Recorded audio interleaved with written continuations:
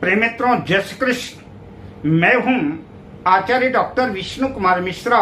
ज्योतिष मित्र पर आप सबका बहुत बहुत स्वागत करता हूं। आज मैं इस वीडियो पर मैं आपसे चर्चा करूंगा एक अच्छे प्राध्यापक, एक अच्छे प्रोफेसर, एक अच्छे शिक्षक बनने के जन्म कुंडली में ज्योतिषी क्या क्या योग हैं, मैं इन विषयों पर आपसे चर्चा करूंगा। अगर आप एक अच्छा वक्ता बनना चाहते हैं, आप एक अच्छा शिक्षक बनना चाहते हैं, एक अच्छा पथ प्रदर्शक, मार्गदर्शक बनना चाहते हैं और साथ ही अगर आपकी ज्योतिष के क्षेत्र में रुचि है तो यह वीडियो आपके लिए है। पर मैं विषय क्रम में प्रवेश करूं उससे पहले आपसे आग्रह, अगर आपने अभी तक हमारे इस चैनल को सब्सक्राइब नहीं किया है तो प्लीज चैनल को सब्सक्राइब करें, साथ ही नोटिफिकेशन बेल को भी प्रेस कर दें। अगर आप अपनी या अपनों की जन्म कुंडली का बृहद प्रेडिक्शन कराना चाहते हैं, विश्लेषण कराना चाहते हैं या किसी भी किस्म का ज्योतिषीय परामर्श चाहते हैं या कि उत्तम क्वालिटी के रियल राशि रत्न आदि प्राप्त करना चाहते हैं तो आप स्क्रीन पर फ्लैश हो रहे नंबरों पर हमसे संपर्क कर सकते हैं। आयु कर्म च विद्या च वित्तम निधनमेव च पंचैतान विलिख्यन्ते गर्भस्थैश्चैव देहिनः। प्रायः प्रत्येक व्यक्ति का जीवन, उसकी आयु कितनी होगी, उसको कितनी श्वासें मिलेंगी, वो कितने दिनों तक इस धराधाम में रहेगा, उसके कर्म कैसे रहेंगे, किस क्षेत्र में उसकी आजीविका का भरण पोषण रहेगा, धन कितना होगा, मृत्यु कहाँ कैसी होगी, आदि सब कुछ जन्म कुंडली में पूर्व से ही लिखा हुआ है। उसी के अनुसार जीवन की गति चलती है। आइए हम विषय क्रम में आगे बढ़ें। प्रायः मैं हर वीडियो पर कहा करता हूं कि चाहे कोई भी कार्य हो, किसी भी क्षेत्र की सफलता और सफलता के लिए जन्म कुंडली में लग्न और लग्नेश का मजबूत होना अत्यंत आवश्यक है। लग्न और लग्नेश जितने मजबूत होंगे, जितने बलवान होंगे, जितने शुभ प्रभाव में होंगे, शुभ ग्रहों से दृष्टि या युक्त होंगे या कि शुभ कर्तरी योग में होंगे, जातक उतनी ही अधिक सफलता अपने क्षेत्र में अर्जित करता जाएगा। अगर जन्म कुंडली में लग्न और लग्नेश कमजोर हैं, शत्रु राशि से पीड़ित हैं, लग्नेश नीच राशि में है, किसी भी तरह से अगर लग्न और लग्नेश डैमेज हैं तो जन्म कुंडली में चाहे जितने अच्छे, चाहे जितने बेहतर राजयोग बने हों, लेकिन उन राजयोगों को भोगेगा कौन? क्योंकि जो राजयोगों का भोगता है, जिसको राजयोगों का सुख प्राप्त करना है, वो तो बीमार है, वो तो पीड़ित है, वो तो कमजोर है।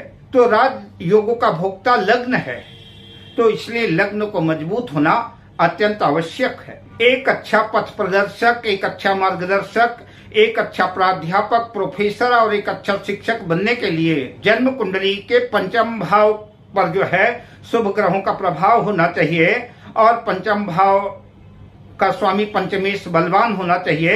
क्योंकि एक अच्छा शिक्षक बनने के लिए आवश्यक है कि शिक्षक बनने से पहले शिक्षा अर्जित की जाए, ज्ञान अर्जित किया जाए, आपकी उच्च शिक्षा कंप्लीट हो। और जब आपकी शिक्षा कंप्लीट होगी तभी तो जो है आप एक अच्छा शिक्षक बन पाएंगे।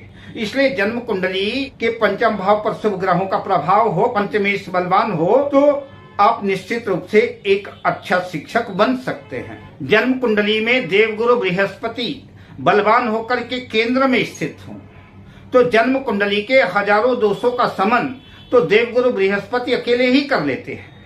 शास्त्रों में लिखा है किम कुर्वन्ति ग्रहा सर्वे यस्य केंद्रे बृहस्पति मत्त मानंग यूथा नाम यस्य मर्दन्ति गजेंद्र। अगर जन्म कुंडली में देवगुरु बृहस्पति मजबूत हैं, बलवान हैं और सारे ग्रह विपरीत हैं, अकेला एक गुरु अगर मजबूत है, केंद्र में है, तो निश्चित रूप से कहते हैं कि मत्त मानंग यूथानाम यस्य मर्दन्ति गजेंद्र। जैसे एक अकेला बलवान सिंह हजारों मत वाले हाथियों का मद चूर कर देता है, वैसे ही ठीक अगर देवगुरु बृहस्पति केंद्र में मजबूत स्थिति में है तो कुंडली के हजारों दोषों का शमन देवगुरु बृहस्पति अकेले ही नष्ट कर देते हैं। और देवगुरु बृहस्पति शिक्षा के भी कारक हैं, ज्ञान के भी कारक हैं, तो जन्म कुंडली में देवगुरु बृहस्पति की स्थिति अच्छी होनी चाहिए। अगर देवगुरु बृहस्पति जन्म कुंडली में अच्छी अवस्था में है तो आपके एक अच्छे शिक्षक, एक अच्छे मार्गदर्शक, एक अच्छे वक्ता, एक धार्मिक आध्यात्मिक क्षेत्र में रुचि अभिरुचि पैदा होगी आपकी और आप एक अच्छे शिक्षक, एक अच्छे पथ प्रदर्शक, एक अच्छे मार्गदर्शक बन सकेंगे। जन्म कुंडली में चंद्रमा की स्थिति भी अच्छी होनी चाहिए। चंद्रमा मनसो जाता है, चंद्रमा मन का कारक है। चंद्रमा जितना मजबूत होगा, जितना स्ट्रांग होगा, जितना बलवान होगा, जितना शुभ प्रभाव में होगा, आपका मन भी उतना एकाग्र होगा। आप अपनी बात बड़े एकाग्रता के साथ अपने विद्यार्थियों को, अपने शिष्यों को आप समझाने में समर्थ हो जाएंगे।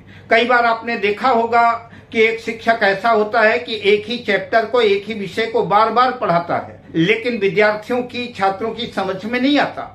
लेकिन कोई एक ऐसा गुरु होता है जो अपनी बात को एक ही बार में समझाता है और विद्यार्थियों की आसानी से बात समझ में आ जाती है। आपका मन एकाग्र हो, आप अपनी बात को अपने छात्रों के बीच में अच्छी तरह से रख सकें, उसके लिए जन्म कुंडली में चंद्रमा की भी स्थिति अच्छी होना आवश्यक है। चंद्रमा वृष राशि में हो, कर्क राशि में हो, गुरु और शुक्र के प्रभाव में हो, तो निश्चित रूप से आपकी बुद्धि भी तेजस्वी, ओजस्वी होगी और आप जो है शिक्षा के क्षेत्र में सफलता अर्जित करेंगे। अतः चंद्रमा केंद्र त्रिकोण में शुभ भाव में शुभ ग्रहों से अगर दृष्ट है तो आप एक उच्चतम ज्ञान प्रतिभा संपन्न धार्मिक वक्ता, अद्भुत व्याख्यान देने वाले, अद्भुत विद्वान और कुशल शिक्षक बनेंगे।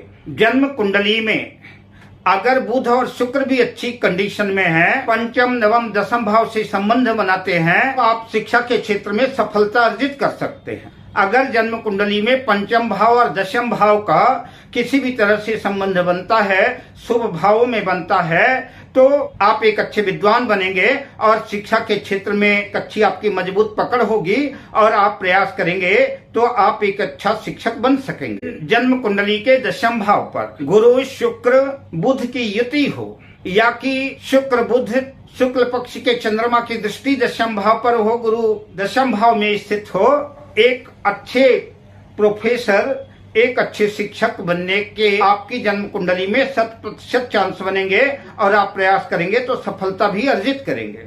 जन्म कुंडली के पंचम भाव पर सिंह राशि हो या कन्या राशि हो और बुधादित्य योग बना हुआ हो, सूर्य और बुध पंचम भाव में बैठे हो साथ में, किंतु बुध जो है सूर्य से अस्त ना हो और पंचम भाव स्थित बुध और सूर्य पर, तो अगर एकादश लाभ भाव पर गुरु स्थित है या कि शुक्र स्थित है या कि दोनों स्थित हैं, गुरु अगर लग्न में भी स्थित होगा तब भी अपनी पांचवी दृष्टि से जो है पंचम भाव को देखेगा।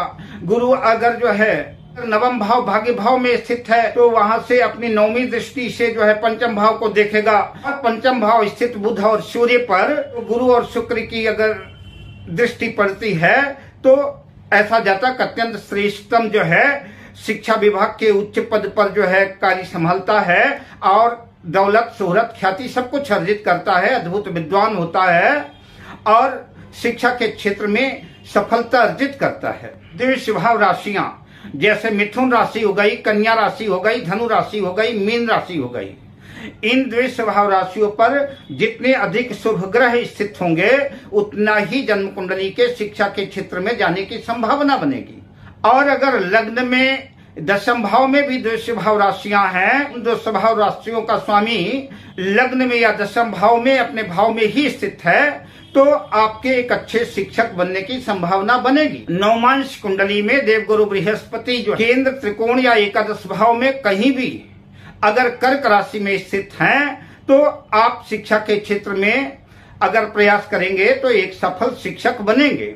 पंचमेश बलवान होकर के पंचम भाव में स्थित हो या केंद्र त्रिकोण में स्थित हो, उस पे शुभ ग्रहों का प्रभाव हो तो ऐसा जातक शिक्षा के क्षेत्र में प्रवेश करता है और सफलता भी अर्जित करता है। पंचमेश पंचम भाव का स्वामी और नवमेश नवम भाग्य भाव का स्वामी दोनों की युति जन्म कुंडली के पंचम भाव में हो और एकादश भाव में बुध, शुक्र, चंद्र और गुरु में से कोई भी एक ग्रह स्थित हो तो ऐसा जातक एक अच्छा शिक्षक बनता है। शुक्र जन्म कुंडली के सप्तम भाव में स्थित हो और सूर्य जन्म कुंडली के पंचम भाव में स्थित हो और गुरु दशम भाव में स्थित हो तो ऐसा जातक शिक्षक बनता है। बुध, गुरु, शुक्र सप्तम में हो या दशम में हो, लग्नेश और दशमेश बलवान हो और जन्म कुंडली में सूर्य की भी स्थिति अच्छी हो तो ऐसा जातक जो है एक अच्छा कुशल शिक्षक बनता है। इस तरह से मैंने कुछ सूत्र आपके सामने रखे। अब मैं आपसे लेता हूं विदा शुभकामनाओं के साथ। जय श्री